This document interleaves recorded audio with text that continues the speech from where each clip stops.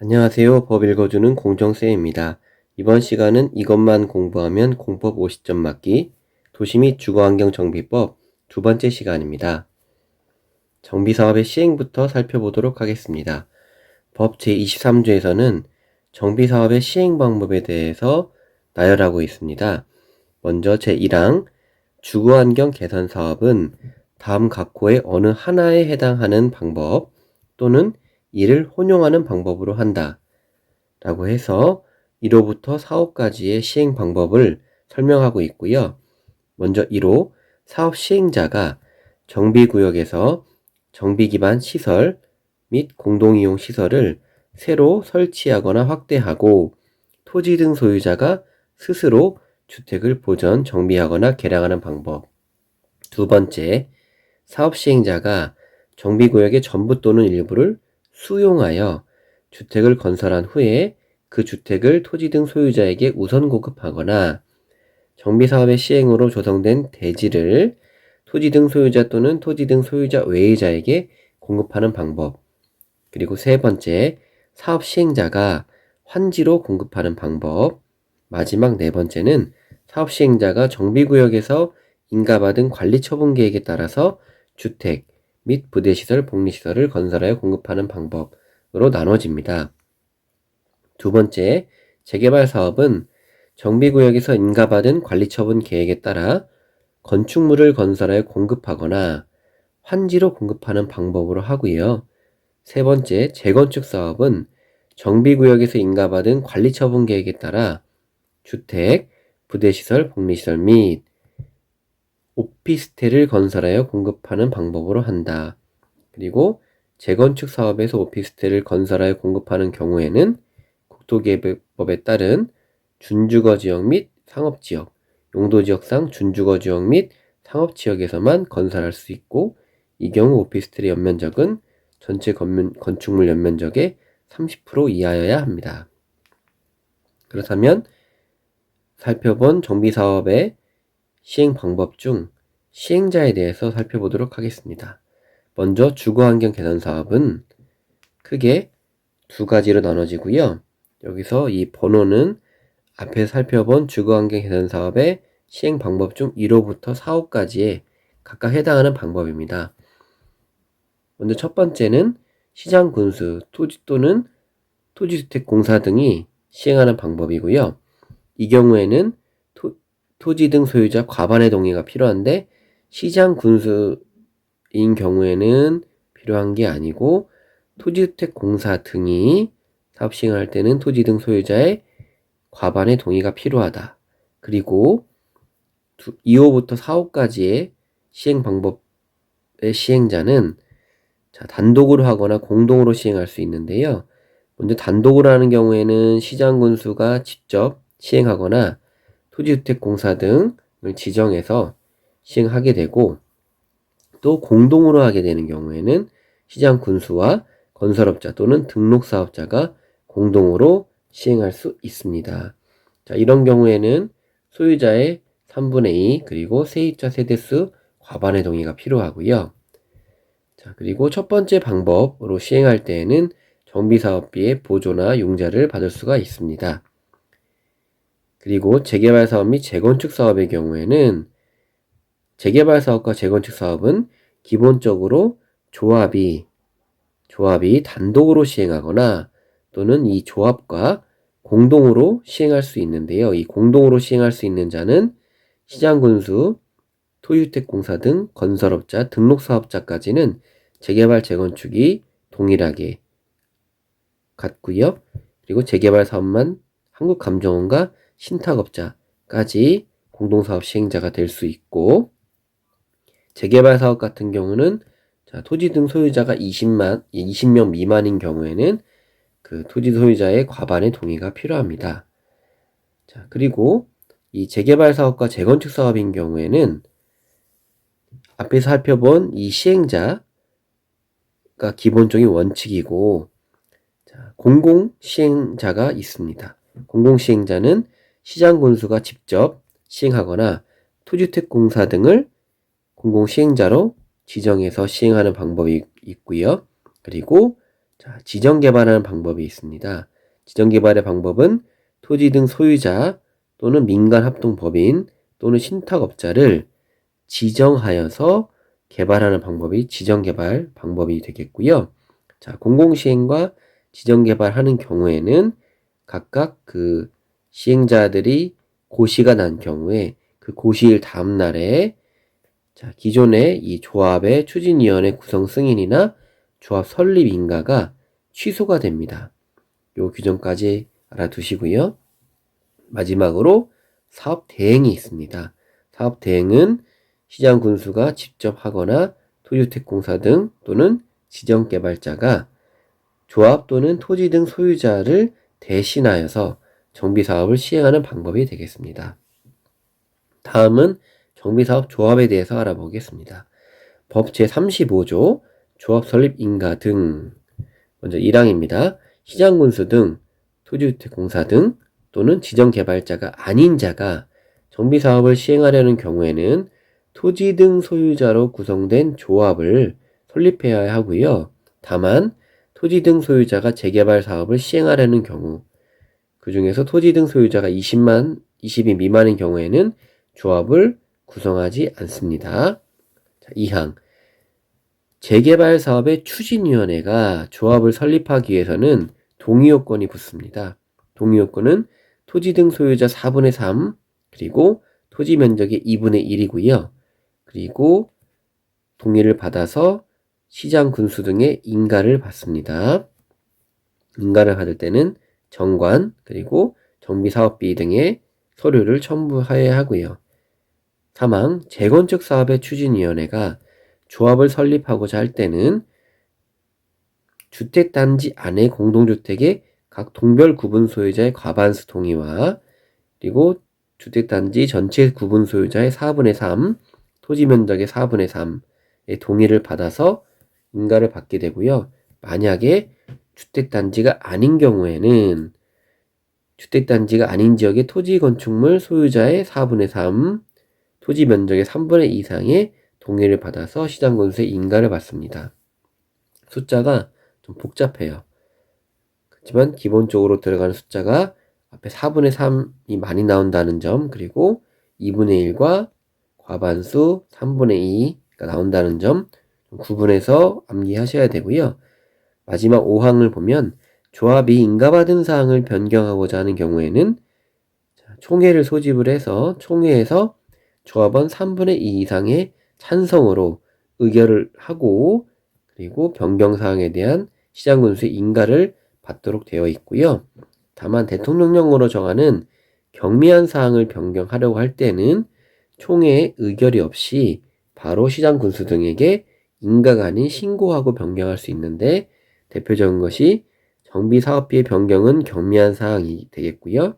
정비구역 면적의 10% 이상이 변경되는 것은 경미한 변경이 아닙니다. 이런 경우에는 총회 의결과 인가를 받으라는 내용이 되겠죠.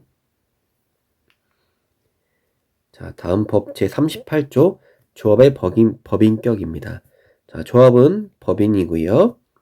2항 조합은 조합 설립 인가를 받은 날로부터 30일 이내에 등기하는 때에 성립하고요. 이때 등기를 할 때는 조합 설립 목적이라든지 조합의 명칭, 사무소, 소지지 등을 포함해서 등기를 하게 됩니다. 그리고 조합의 명칭을 정할 때에는 정비사업조합이라는 문자가 반드시 포함이 되어 있어야 합니다. 다음 법 제40조 정관의 기재사항입니다. 조합의 정관에는 다음 각호의 사항이 포함되어야 한다. 자, 1호부터 제가 순서를 좀 바꿔놨어요. 그리고 색깔도 굉장히 복잡하게 해놨는데요. 이유가 있습니다. 자, 1호부터 17호까지 조합의 정관에 포함될 사항이 있고요.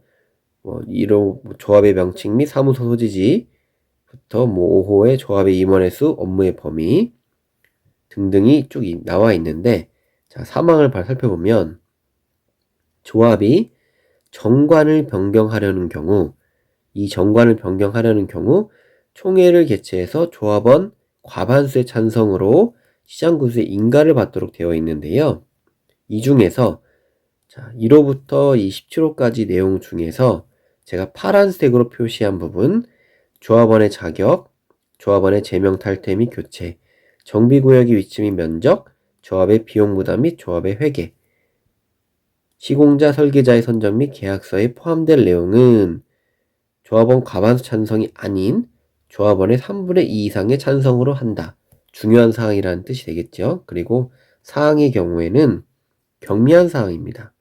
경미한 사항은 제가 주황 색깔로 표현했죠. 조합의 명칭 및 사무소 소재지, 조합의 임원의 수 및 업무의 범위, 총회 소집 절차, 시기, 의결 방법, 이것들은 경미한 사항으로서 자, 총회가 필요 없죠. 총회가 필요 없고 정관으로 정하는 방법에 따라 변경하고 시장군수의 인가가 아닌 신고한다. 색으로 제가 구분해 놓은 이유가 나왔습니다. 다음 법 제41조 조합의 임원입니다. 조합은 다음 각호 어느 하나의 요건을 갖춘 조합장이 1명 그리고 이사와 감사를 임원으로 둡니다.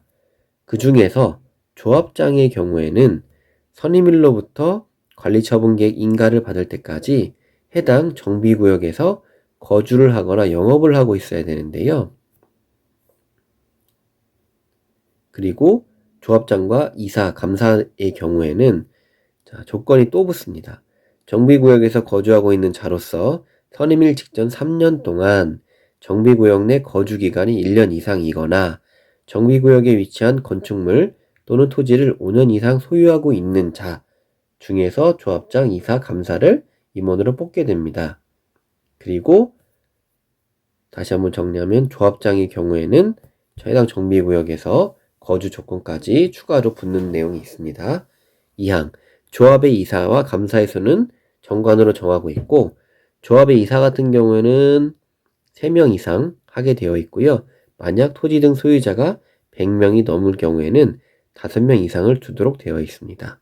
그리고 조합은 총회 의결을 거쳐서 이 조합 임원의 선출에 관한 선거관리를 선거관리위원회에 위탁할 수도 있습니다. 4항 조합 임원의 임기는 3년 이하의 범위에서 정관으로 정하고요. 그리고 조합 임원은 연임을 할 수도 있습니다.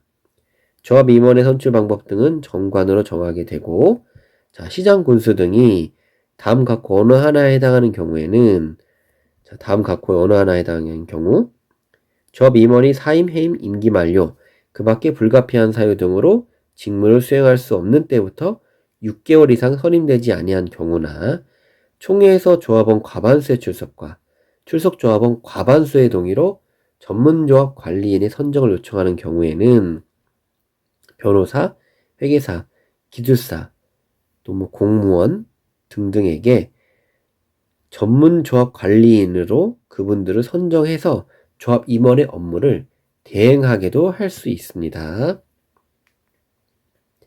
법 제42조 조합 임원의 직무입니다. 조합원의 직무가 아닌 조합 임원의 직무예요. 자, 조합장 또는 이사가 자기를 위하여 조합과 계약이나 소송을 할 때에는 조합을 대표하는 자는 감사가 되겠고요. 그리고 조합 임원은